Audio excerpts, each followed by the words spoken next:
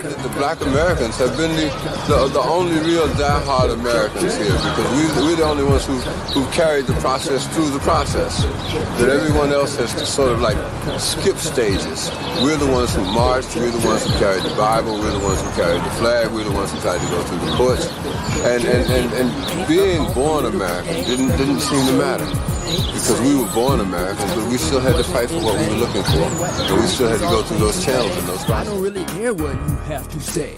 Facts over fiction is the motto replay. Muhammad Ali came up from the clay. Grassroots built up this USA. Now knowing your history, you'll get played. Equip yourself cause you came to slay any opponent that's up in our way. Look at Malcolm X and here's the... Did you ever think what it would be like traveling along in an open car without a windshield? Boy, you wouldn't go very far before you got all splattered with mud. And you'd have to keep your eyes closed so as not to be blinded by the dust. Well, when you're traveling along in life, Rangers, common sense acts as a pretty important windshield. It lets you see where you're going. I am the greatest.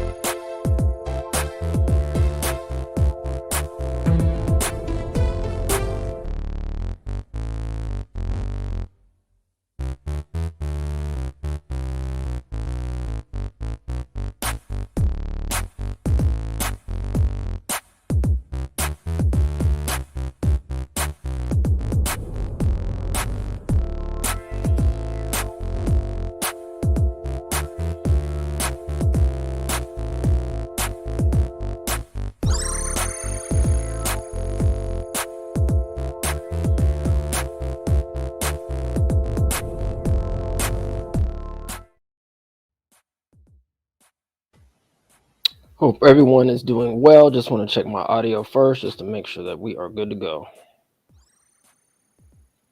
Hope everyone is doing well. Just want to check my audio first just to make sure that we are good to go. All right, looks like we are good to go. This is Me and the Mass Media Group. Thanks for joining on the live and on the replay. Hope everyone had a good turkey day, for those that do eat turkey or whatever you eat. Ham hocks. What else is there? Mashed potatoes, black eyed peas, gravy, mac and cheese, etc., etc. So hope everyone had a good Thanksgiving holiday and is enjoying their break. So today is what is called Black Friday, and we're going to be talking about Black Friday. And today's title is Slavery Built Black Friday. So did slavery build Black Friday? We're going to get into it, get into some definitions. But before we go, there has been some unfortunate transitions. Some of our people that have impacted globally, could say just here in the United States and internationally, have transitioned on and now they're ancestors. So I'd like to give these individuals a moment of silence, and then we will actually be playing a video from our good brother now, H-Rap Brown. All right, so let's cut off the music for a second, and then we will just give a moment of silence.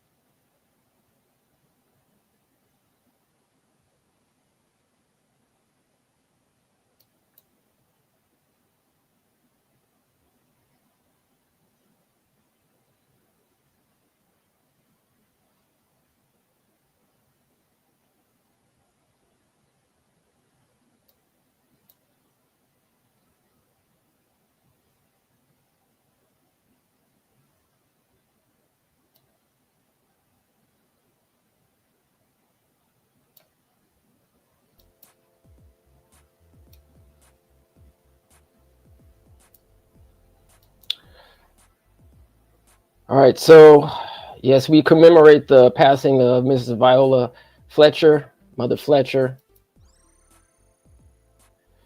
as well as Jelly Bean Johnson, who was basically known as a musician who played with Prince. And yes, the good brother H. Rap Brown, his birth name, Hubert Gerald Brown, eventually took the name Jamil Abdullah Al-Amin. So may they all rest in peace, may they rest in power, and may they guide us in our future generations and whatever we do in the future. All right, so let's actually play a clip from H. Rap Brown, and then we will get started with the program. All right, let's see if I can find that clip. All right, did I post it? I thought I posted it. All right, let me see if I can grab that clip real quick. So, yes, just family, give me a few seconds and let me post this clip, and then we will get started here.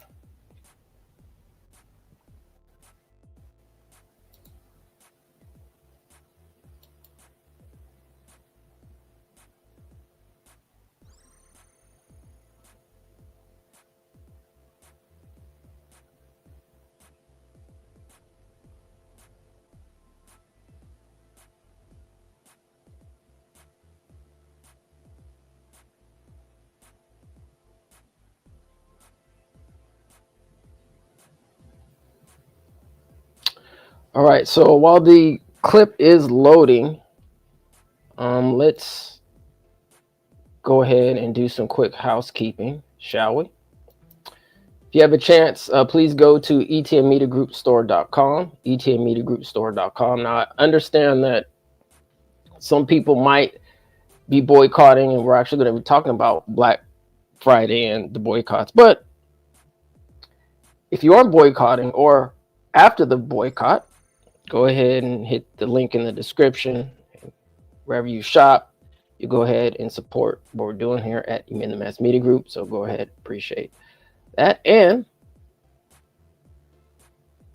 reparationsnow.com, or you can check the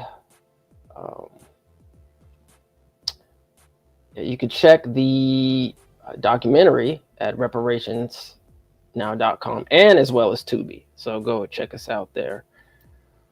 All righty.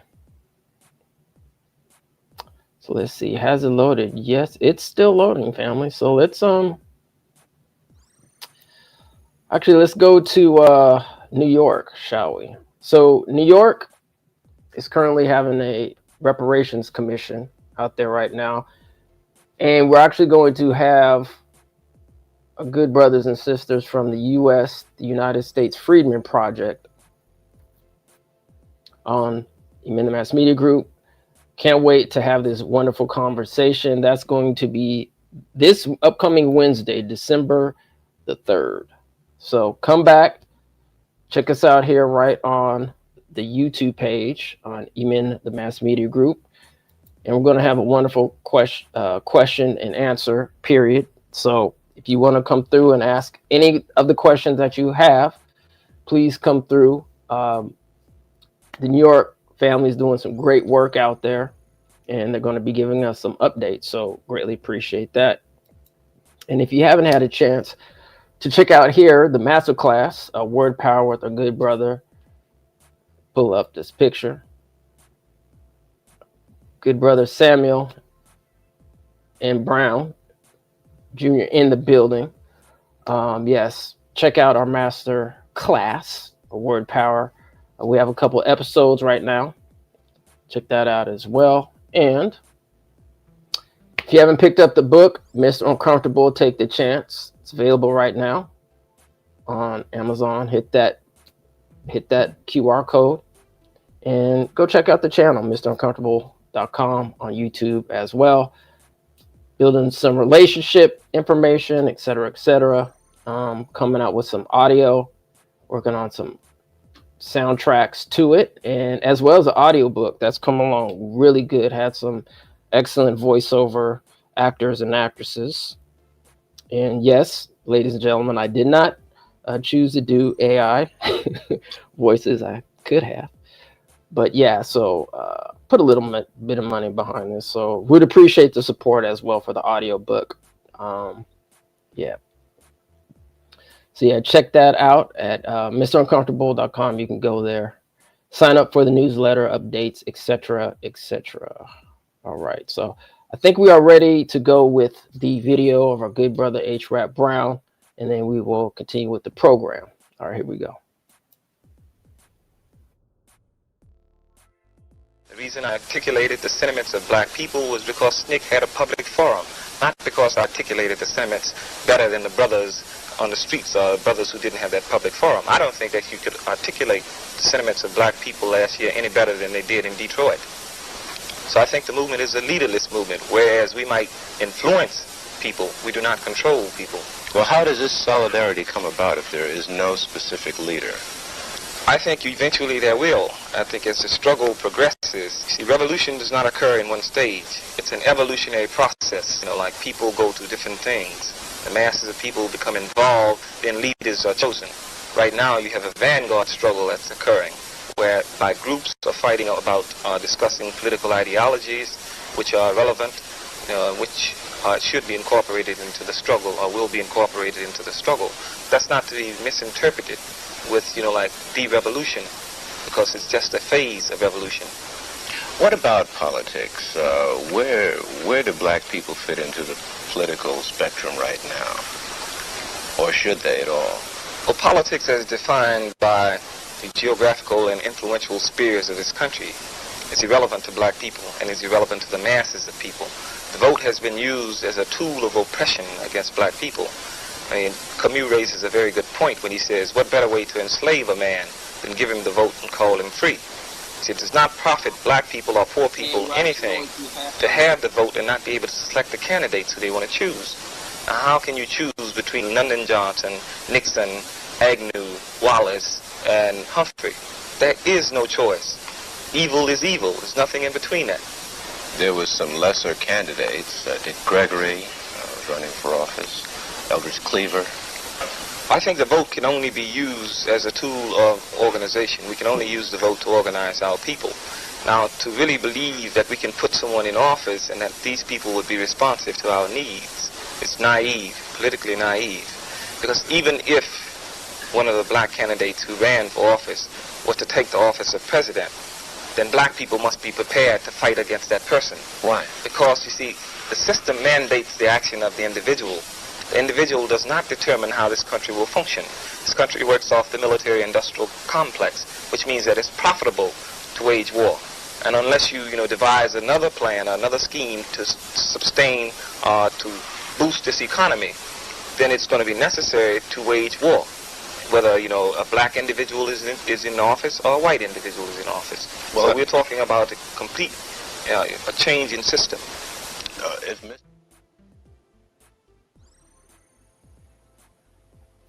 Amazing. That was the great H. Rap Brown. Heavily influential with the Black Panther Party for self-defense. And the brother, may rest in power, brings up some great points. I mean, has things really changed? Have things really changed? Not really. I mean, you take, for example, the CLBC out here in California, who the community put in the public office, and what do they do August 31st, 2024? What's the saying? Things change, but things remain the same. Something like that. Probably totally messing up the actual quote, but I think you get what I'm trying to say. So, as we move forward in our own lives, in particular those who advocate for reparations, I think we definitely need to take heed to our good brother H. Rap Brown and what he has to say. And people in general, right? When we talk about politicians, because skin folk and always kinfolk, and Two, when it comes down to policy, we can't go and basically concentrate on what I call colorism, right?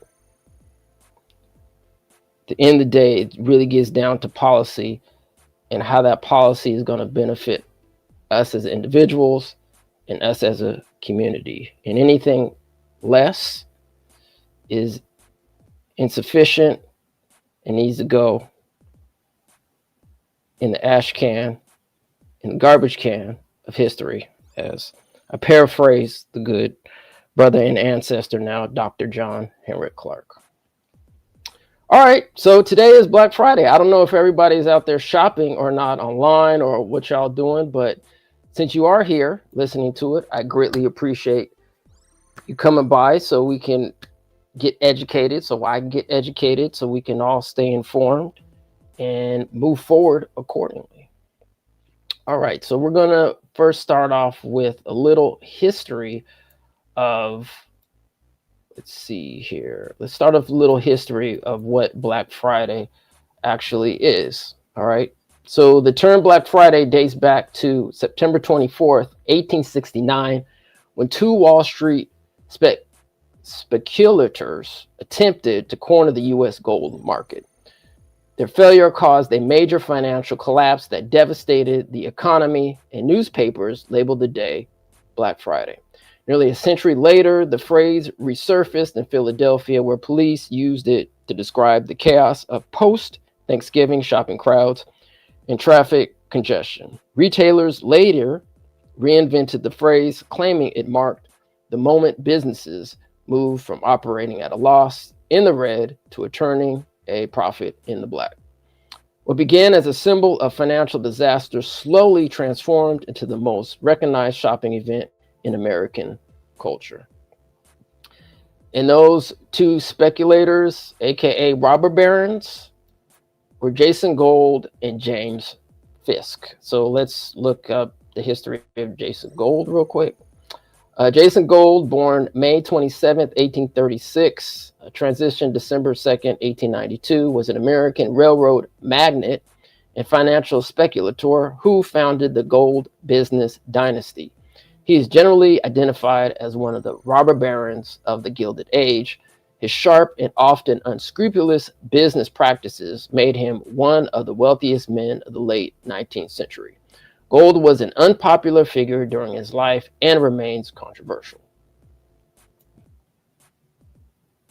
James Fisk, born April 1st, 1835, transitioned January 7th, 1872, known variously as Big Jim, Diamond Jim, and Jubilee Jim, was an American stockbroker and corporate executive who has been referred to as one of the robber barons as well of the Gilded Age. Though Fisk was admired by the working class of New York and the Erie Railroad, he achieved much ill fame for his role in Black Friday in 1869, where he and his partner Jay Gold, previously mentioned, befriended the unsuspecting President Ulysses S. Grant in an attempt to use the president's good name in a scheme to corner the gold market in New York City. On January 7th, 1872, Fisk was assassinated in New York City by his former mistress's new lover, who was trying to blackmail him.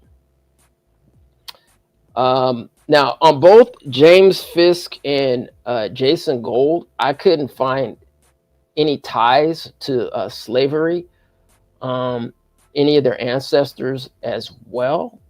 But we do know that the Wall Street and the railroads were heavily produced and created by those emancipated, enslaved in the United States.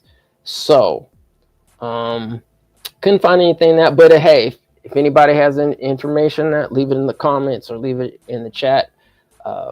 If Jason Gold or James Fisk has had anything to do with it. The only thing that remotely that I did research and find with James Fisk, at least, he was involved in some kind of cotton smuggling, allegedly involved with it during the Civil War from the South, along with his dad. So I don't know if that's like direct ties to slavery, but we also know that cotton was a huge commodity built by, yes, emancipated people, enslaved people, slavery here in the United States. And just to note, the Fisk University, it's a historically black university founded in 1866 to educate free slaves, was named in general or by or for General Clinton B. Fisk. He was a Union Army general and was not named after James Fisk Jr. So those who are familiar with Fisk University, that's just something to note. It was not named after James Fisk, but the General Clinton B. Fisk. All right, so, oftentimes, I'm going back to word power. I like to break down definitions so we kind of have a great understanding, a full scope, a holistic understanding before we just move forward. So we're actually going to be talking about the term black, and we're also going to be talking about the term Friday. But before we go into talk about the term black, let's actually start with Friday, because black, the term, is actually more diverse and has been diverse and used, especially those who identify as being black. It's gonna get a little deep, y'all, so sit back. If you got your popcorn, your libation, just drink, be merry, eat as we go along, sit back. Let's absorb this information, because yeah, family, it's the definition of black gets pretty deep. All right, anyway, let's start with Friday. All right, Friday is an astrological sign. Friday is ruled by the planet Venus, which is associated with love, beauty, pleasure, and harmony.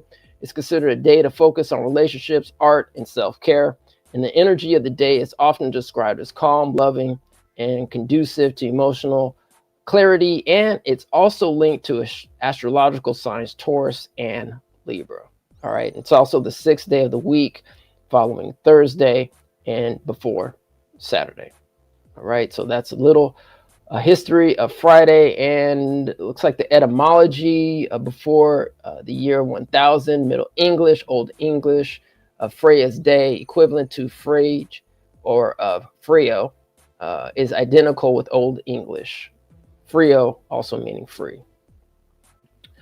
All right, let's jump into Black Friday. Actually, before we jump into Black, let's actually go to this here. So it looks like during, I guess, Thursday maybe, or was that Tuesday? I'm losing count here. Anyway, Thursday, Friday, Saturday, Sunday, and Cyber Monday, I guess that's what they're calling it. I guess there's like some protests going out. Anyway, it's up to you to protest if you want to or not. I'm just bringing the information. All right, so here's an article written by the USA Today Network.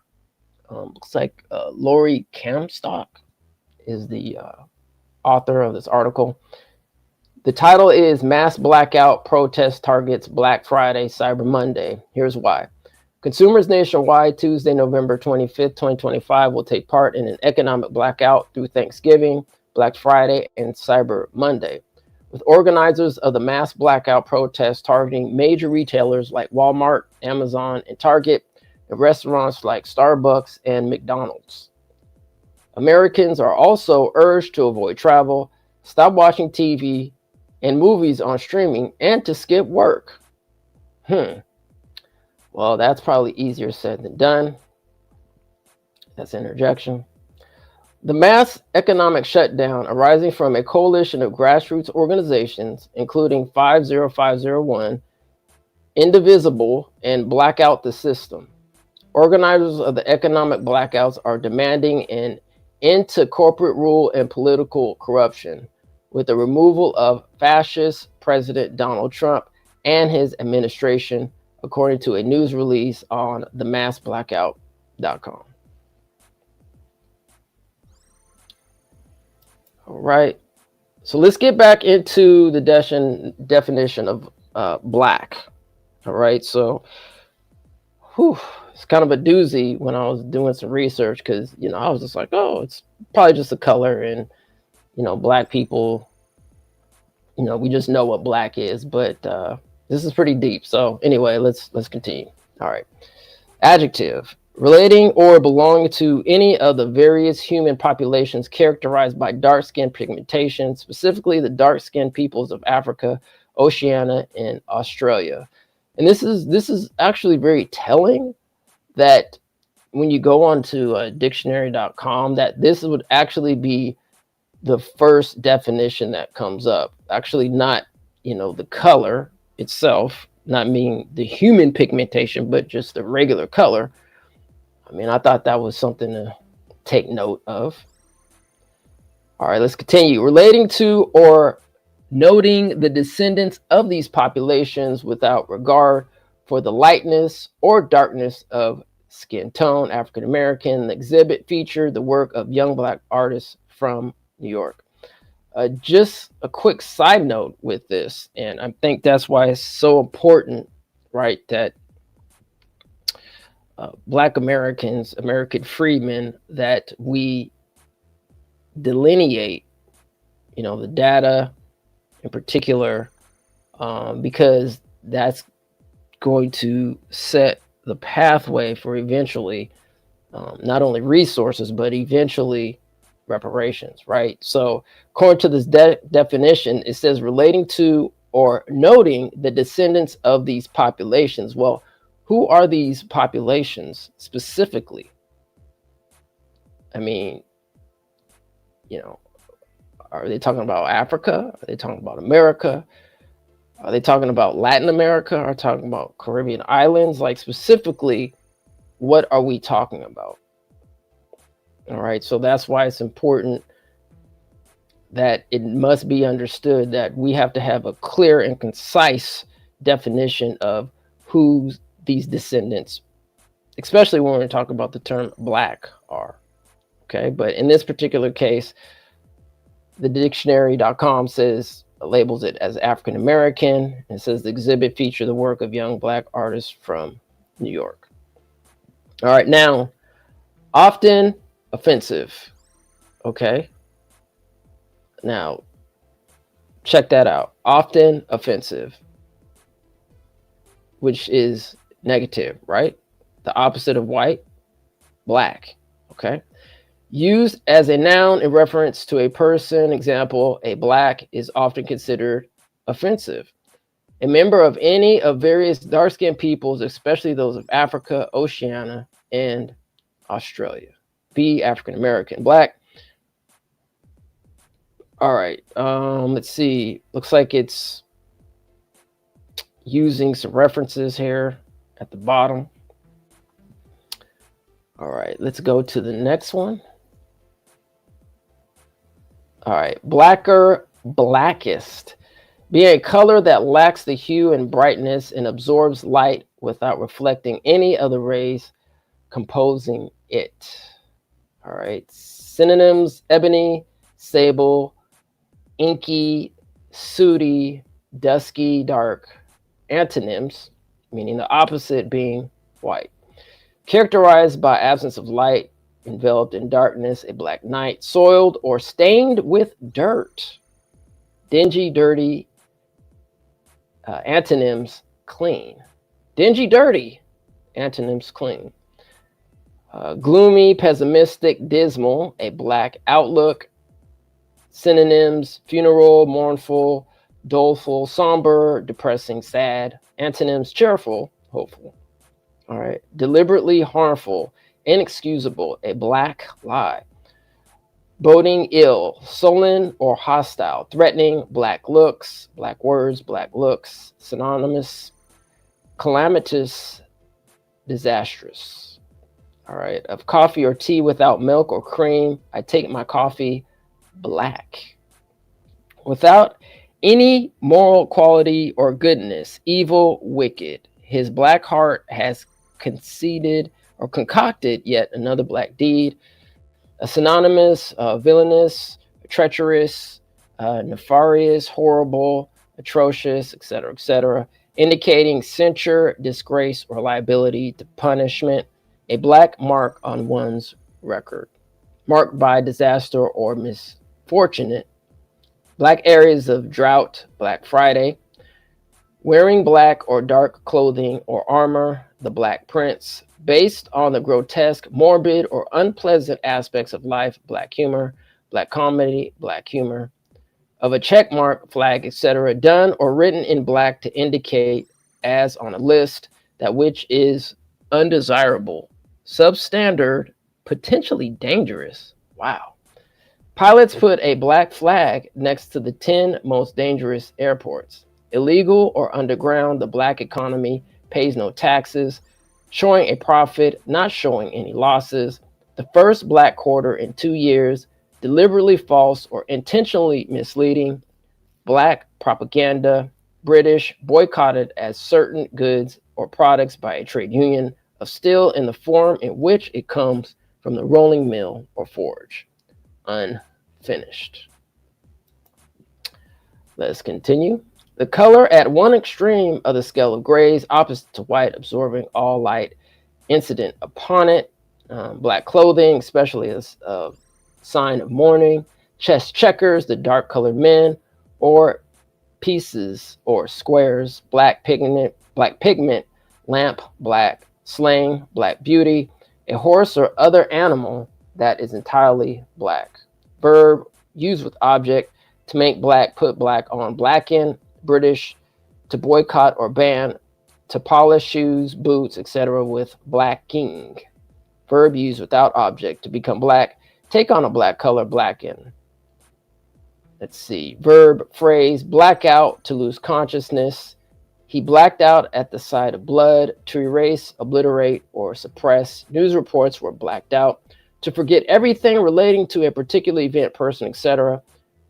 When it came to his war experiences, he blacked out completely. Theater, to extinguish all of the stage lights, to make or become inoperable, to black out the radio broadcast from the U.S. Military, to obscure by concealing light in defense against air raids. Radio and television, to impose a broadcast blackout on an area, to withdraw or cancel a special fare, sale, discount, etc. for a designated period. The special airfare discount will be blacked out by the airlines over the holiday weekend. All right, so the origin of black was first recorded before 900. Middle English, black, B-L-A-K. Old English, cognate with Old High German, blah, B-L-A-H. Used only in compounds akin to Old Norse, B-L-A-K-K-R, blacker, black, bleak, ink. From Germanic, blackaz, past participle of black John, to burn, from a root meaning to shine, flash, and burn.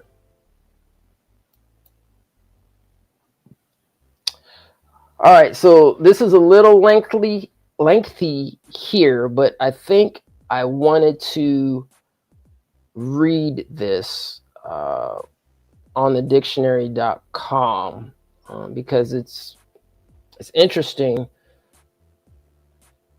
the information that is put out on the internet. So let's read through this. All right. This was under the category of being a sensitive note. All right, it says black may be capitalized when used in reference to people as a sign of respect. The case for capitalizing the letter black, B-L-A-C-K, is further supported by the fact that the names of many other ethnic groups and nationalities use initial capital letters. For example, Hispanic. Black as an adjective referring to a person or people is unlikely to cause negative reactions. As a noun, however, it does often offend. The use of the plural noun without an article is somewhat more accepted. Home ownership among blacks. However, the plural noun with an article is more likely to offend political issues affecting the blacks. And the singular noun is especially likely to offend the small business proprietor is a black. Use the adjective instead. Black homeowners, black voters, a black business proprietor. In the United States, there is a complex social history for words that name or describe the dark-skinned. Okay, well, let's just say darker skin, because not all quote-unquote black people are dark-skinned, but we'll just say in this particular case, we're reading it, dark-skinned, peoples of sub-Saharan Africa and their descendants.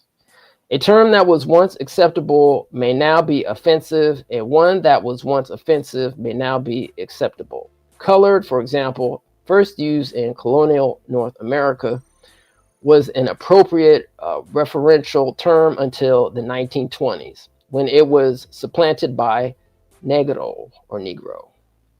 Now, colored is perceived not only as old-fashioned, but offensive. It survives primarily in the name of the National Association for the Advancement of Colored People, also known as NAACP, an organization formed when the word was not considered derogatory. Describing someone as a person of color, however, is not usually offensive. That term, an inclusive one that can refer to anyone, is not white, is frequently used by members of the black community. Using quote of color end quote can emphasize commonalities in non-white lives. However, when referring to a group of people who are all black, it is more appropriate to be specific. Failure to explicitly reference blackness when it is exclusively appropriate, generalizing black to of color, can be a form of erasure. Negro remained the overwhelming term of choice until the mid-1960s.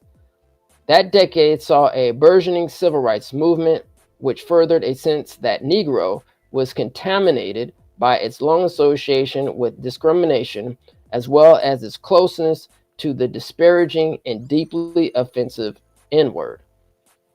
The emergence of the Black Power movement fostered the emergence of black as a primary descriptive term, as in Black Pride. By the mid-1970s, black had become common within and outside of the black community. But Negro has not entirely disappeared. It remains in the names of such organizations as the United Negro College Fund.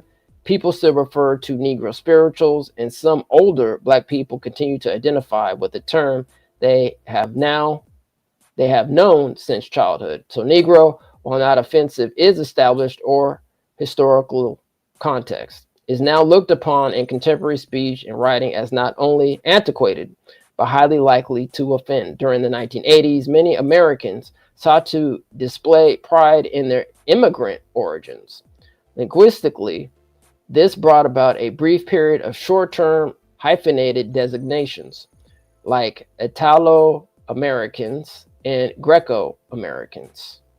The black community also embraced the existing term Afro-American, a label that emphasized geographical or ethnic heritage over skin color. The related label African-American also saw an increase in use among activists in the 1970s and 1980s. African-American was even more widely adopted in the late 1980s and throughout the 1990s after high-profile black leaders advocated for it, arguing, as Jesse Jackson did, that the term brought, quote, proper historical context, end quote, and had cultural integrity, quote, end quote. While African-American has not completely replaced black in common parlance, it works both as a noun and as an adjective. The shifting from term to term has not been smooth or linear, and periods of change like the late 1960s were often marked by confusion as to which term was appropriate. The 1967 groundbreaking film Guess Who's Coming to Dinner, about a young interracial couple hoping that both sets of parents will accept their plans to marry, reflects the abundance of terminological choices available at the time. Various characters talk of a colored girl, a colored man, a Negro, and black people. The N-word appears once used disparagingly by one black character to another. African-American had not yet been made into the mix. All right, so I basically wanted to read that whole text there because I think it does a decent job in terms of the history of black here. I didn't want to go too deep into it because this is trying to relate this kind of to Black Friday in general. And so I did want to mention here, I'm going to go back to this here. Slavery built Black Friday. Okay, so we know that Black Friday is built on commerce. And everything unequivocally that was contrived, conceived here in America via the economy was built on slavery, right? So indirectly or directly, especially, let's go back to this slide here. When we talk about Jason Gold and James Fisk, who benefited not only off of the Wall Street, right, but also the railroad system. Those two gentlemen. All right. And so without those, especially Wall Street, right, and slavery, there would be no such thing right now as Black Friday. 0, 0, 0. So everything that has been built in this country has been built off the backs of Black Americans. And that includes these two gentlemen, Jason Gold and James Fisk. All right, who are trying to collapse the gold market in New York City at the time, right? So even when we're talking about what, 1869, you know, coming out of what is known as the Reconstruction era, right? I mean, President Ulysses S. Grant, right, trying to befriend him. And you would think, oh, these people are liberal. Oh, these people, don't get it twisted. Liberal, conservative, don't even matter. At the end of the day, all these people benefited on the backs of quote unquote Black Americans, Black Friday.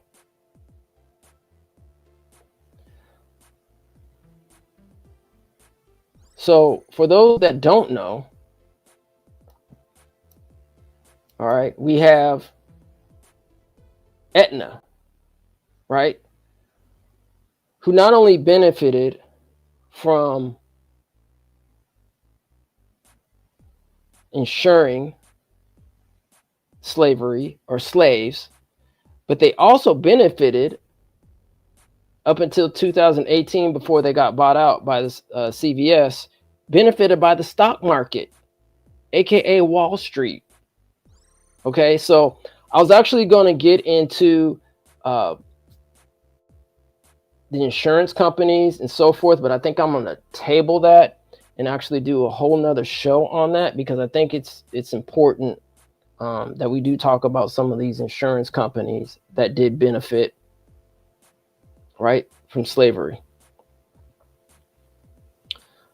Let's go and read this information, read some of the comments, and then we'll wrap up here. All right, so Aetna Inc. is an American-managed healthcare company that sells traditional and consumer-directed healthcare insurance and related services such as medical, pharmaceutical, dental, behavioral health, long-term care, and disability plans, primarily through employer-paid, fully or partly insurance and benefit programs, and through Medicare. Medicare's government program, okay? Since November 28, 2018, the company has been a subsidiary of CVS Health. All right. So according to Wikipedia, Aetna had a revenue of $60.6 billion. That's of 2018, before they got bought out.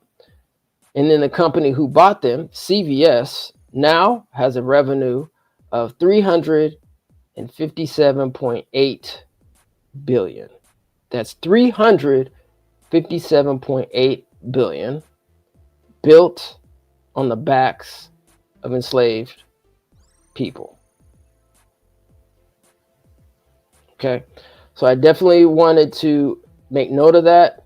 I'm gonna hold off because there's actually I wanted to read.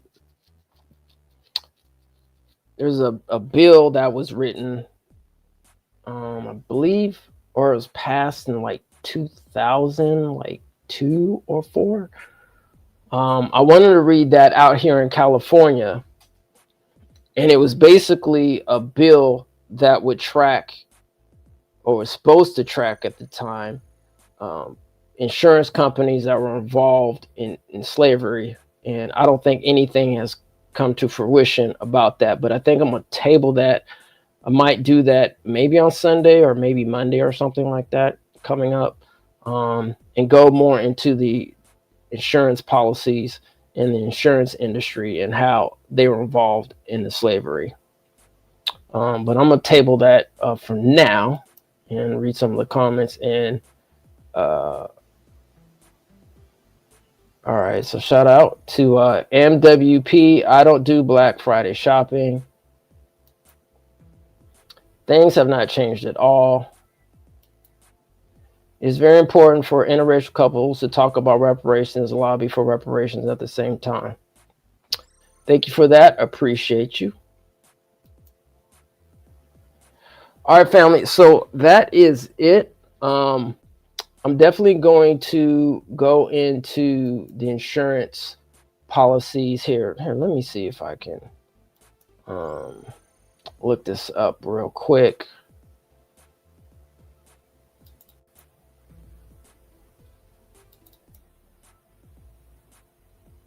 All right, so here, I'm going to just share my screen real quick before we go. Okay. I'm not actually going to read this, but I want to show everybody. Let's see.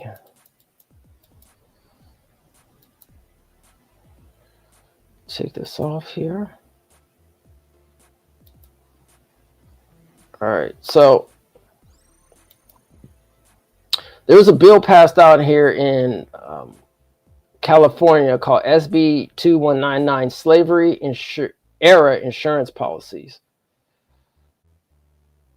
You know what? It's not even that long, family. I'm going to go ahead and read it, and then I'll reread it again and then jump more deeper into the insurance policies. But let's go ahead and read this bill here. So SB 2199, Slavery Era Insurance Policies, chaptered September 30th, 2000. The legislature finds and declares all of the following. Insurance policies from the slavery era have been discovered in the archives of, looks like they redacted Aetna Inc. All right, and they put in several insurance companies because they probably found out that, whoa, more than Aetna was involved in it.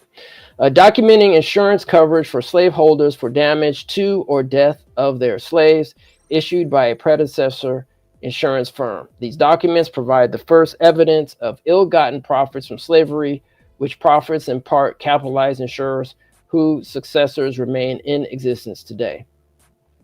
Legislation has been introduced in Congress for the past 10 years demanding an inquiry into slavery and its continuing legacies. The Insurance Commissioner and the Department of Insurance are entitled to seek information from the files of insurers licensed and doing businesses in the state, including licensed California subsidiaries of international insurance corporations regarding insurance policies issued to slaveholders by predecessor corporations.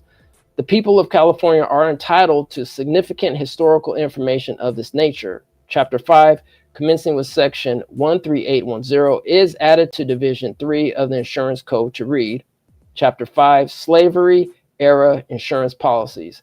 The commissioner shall request and obtain information from insurers licensed in doing businesses in the state regarding any records of slaveholder insurance policies issued by any predecessor corporation during the slavery era.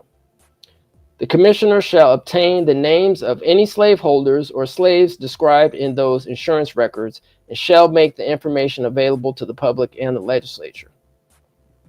Each insurer licensed in doing business in the state shall research and report to the commissioner with respect to any records within the insurer's possession or knowledge relating to insurance policies issued to slaveholders that provided coverage for damage to or death of their slaves. Descendants of slaves whose ancestors were defined as private property, dehumanized, divided from their families, forced to perform labor without appropriate compensation or benefits, and whose ancestors, owners, were compensated for damages by insurers, are entitled to full disclosure. All right. So I just wanted to read that for everyone. And then we will continue at another time to actually do a deeper dive into what I call the insurance racket, because that's basically what it is, in my opinion. But AKA the insurance industry. All right, I'm gonna stop sharing my screen here. So once again, hope everybody's enjoying their Friday, and keep on the lookout for what we're doing here on the Amen the Mass Media Group. Please do not forget to like, share, and subscribe to this channel and tell everybody about what we're doing. And I want to give a shout out to the Coalition for Just and Equitable California. They're doing a great job in promoting the American freedman perspective in the legislation, as well as our good brothers and sisters out there in New York. All right. We were going to have an update once again this upcoming Wednesday at 6 p.m. PST. That's 6 p.m. Pacific Standard Time with our good brothers and sisters out there in New York, the United States Freedmen Project. You do not want to miss that. And if you haven't seen any of some of the New York Commission public hearings, you can actually go to our channel and just type in New York reparations, and you should be able to get caught up. And I think they're having another hearing, I want to say sometime in December upcoming. But our good family from New York will let us know exactly when that is. So do not miss that, please. And before we go, I just want to, once again commemorate Mrs. Viola Fletcher, Jelly Bean Johnson, and our good brother H. Rap Brown, Jamil Abdullah Alahim. May every one of them rest in peace and guide us definitely in our journeys. All right, family. Everyone, take care of yourself. Have a great weekend, and we will see you next time. As always, take care of yourself, you and your family, and we'll see y'all later. Peace and reparations.